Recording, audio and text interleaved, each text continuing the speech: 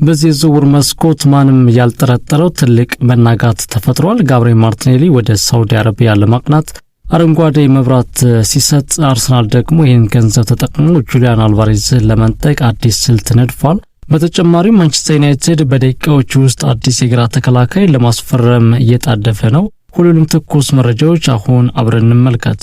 በቅድሚያም የአርሰናል የዝውውር እንቅስቃሴዎችን እንመለከታለን። ጋብሪኤል ማርቲኔሊ ወደ ሳውዲ አልሂላል ዝውውሩ በጣም የመጨረሻው ምዕራፍ ላይ ደርሷል። ማርቲኔሊ ከቤተሰቦቹና ከወካዮቹ ጋር ከተመካከረ በኋላ ወደ ሳውዲው አልሂላል ለማቅናት አረንጓዴ መብራት ሰጥቷል። በአሁኑ ወቅት የተጫዋቹ የውል ዝርዝሮችና ሰነዶች በሕግ ባለሙያዎች በኩል እየተገመገሙ ይገኛሉ። በክለቦች በኩል አልሂላል ከ50 እስከ 55 ሚሊዮን ፓውንድ ጥያቄ ያቀረበ ሲሆን አርሰናል ደግሞ 60 ሚሊዮን ፓውንድ ይፈልጋል። ልዩነቱ አነስተኛ በመሆኑ በሚቀጥሉት 48 ሰዓታት ውስጥ ስምምነቱ ያልቃል ተብሎ ይጠበቃል። ጋብሪኤል ጄሱስ አርሰናል በፊት መስመር ላይ ከመጠን በላይ ተጫዋቾች ስላሉ ጋብሪኤል ጄሱስ ከመጀመሪያው ቡድን ጋር በመደበኝነት እየሰለጠነ አይደለም። ክለቡ ተጫዋቹ አዲስ መፍትሄ አግኝቶ እስከ ዝውውር መስኮቱ መዝጊያ ወይም መጨረሻ እንዲወጣ እየገፋፋው ነው። ናፖሊ ፍላጎት ቢኖረውም በጣሊያን የሕግ ደጋፊዎች ምክንያት ተጫዋች ለመመዝገብ አስቀድመው ተጫዋቾችን መሸጥ ይኖርባቸዋል። ሌሎች ክለቦችም ወካዮቹን እያናገሩ ነው። ጁሊያን አልቫሬዝ አርሰናል የጁሊያን አልቫሬዝን ሁኔታ በትዕግስትና በስልት በጀርባ ሆኖ እየተከታተለ ይገኛል።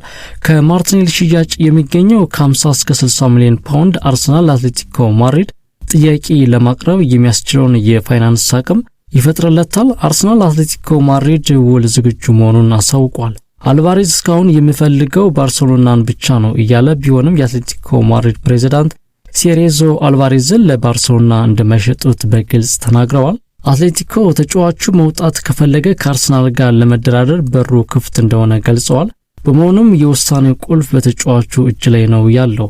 የማንቸስተር ዩናይትድና የዝውውር እንቅስቃሴዎችን ደግሞ ሌላው በዝውውር መስኮት የምንመለከተው ርዕሰ ጉዳይ ይሆናል።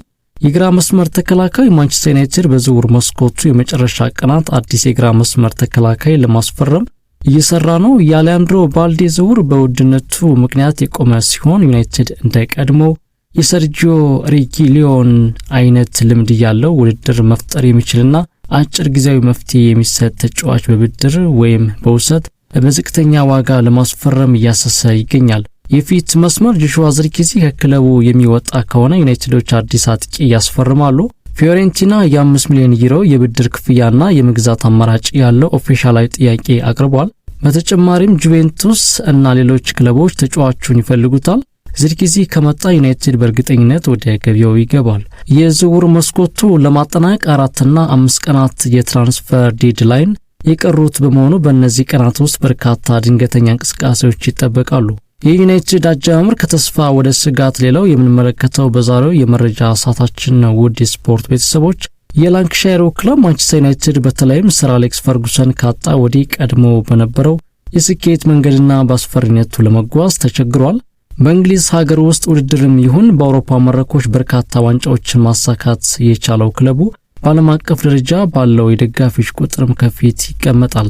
የቡድኑ የስኬት ምልክት የሆነው ስኮትላንዳዊ ቆፍጣና አሰልጣኝ ሰር አሌክስ ፈርጉሰን ቡድኑን ከለቀቁ በኋላ ቆሌው የራቀው ዩናይትድ አዲስ የውድድር ዓመት በመጣ ቁጥር በደጋፊዎች ተስፋ መጠን መሬት የወረደ ውጤታማነት ሊጎበኘው አልቻለም።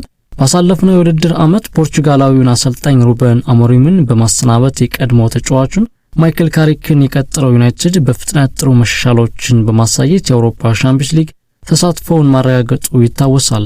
በካሪክ ስር የታየው መሻሻል በዚህኛው የውድድር ዓመት ይበልጥ ከፍ እንደሚልና ቡድናቸው የፕሪሚየር ሊግ ዋንጫዎችንም የማሳካት አቅም እንዳለው የሚያነሱ ደጋፊዎች አልታጡም። ሆኖም የውድድር ዓመቱን በሽንፈት መጀመሩ በደጋፊዎች ዘንድ የነበረው ተስፋ የሚያደበዝዝ ሆኗል።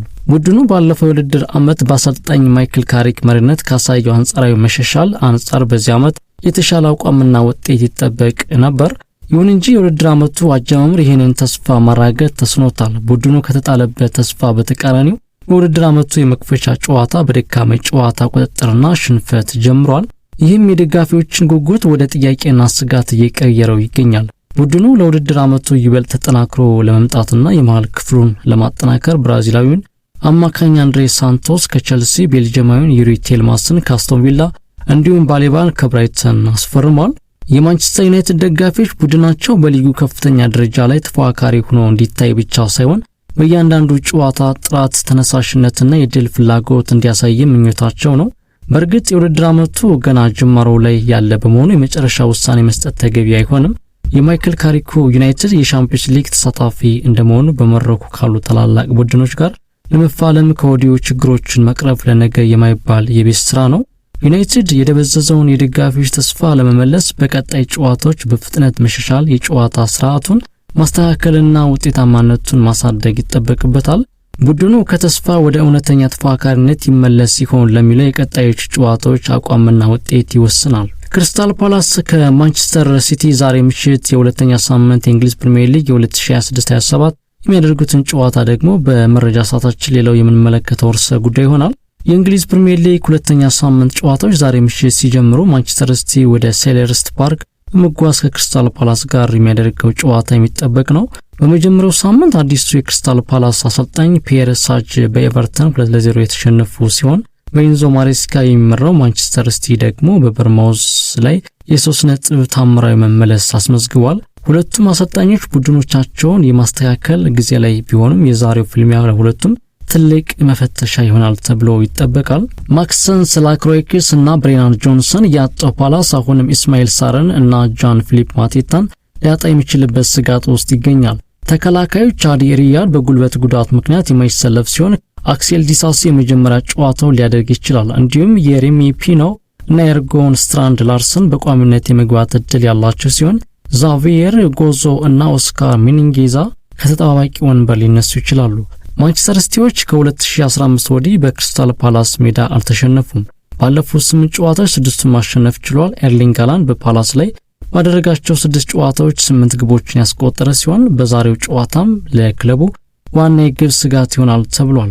በማንቸስተር ሲቲ በኩል ጀርሚ ዶኩ በጉዳት ምክንያት የማይሰለፍ ሲሆን ማቲያስ ኑኔዝ የመሰለፉ ነገር አጠራጣሪ ነው። ኢሊዮት አንደርሰን ደግሞ ከጉዳቱ አገግሞ ለጨዋታው ዝግጁ ሆኗል። ባለፈው ጨዋታ ላይ ተቀይሮ በመግባት 2 ለግብ የሚሆኑ ኳሶችን አመቻችቶ ማቀበል የቻለው ሪያን ቸርኪ በቀዳሚነት እንደሚጀምር ይጠበቃል። በ80 ሚሊዮን ፓውንድ የፈረመው አዲሱ ኮከብ አዮ ባዲ የመጀመሪያ ጨዋታውን ሊያደርግ ይችላል። ማንቸስተር ሲቲ በፔፕ ጋርዲዮላ ዘመን የነበረውን ቅኝት በአዲሱ አሰልጣኝ ኢንዞ ማሬስካ ስር ለመመለስ ጥረት እያደረገ ሲሆን በርካታ ዋና አማካኞችን ማጣቱ ቢታወቅም የዛሬው ጨዋታ ግልጽ የፓላስ የበላይነት ግምት ተሰጥቶታል። ቪዲዮውን ላይክ በማድረግ እና ለወዳጅ ዘመዶ ሼር በማድረግ ይደግፉን። አዳዲስ የእግር ኳስ መረጃዎች በፍጥነት እንዲደርሱ ቻናሉን ሰብስክራይብ ማድረግው እንዳይደርሱ። የት አካባቢ ደግሞ ቪዲዮ እንደሚመለከቱት ያሉበትን ቦታ በኮሜንት ቢጽፉልን ደስ ይለናል። አብራችሁን ስላላችሁ ከልብ እናመሰግናለን። በሌሎች ርዕሰ ጉዳዮች እስከምንገናኝ በያላችሁበት ሰላም ተመኘውላችሁ።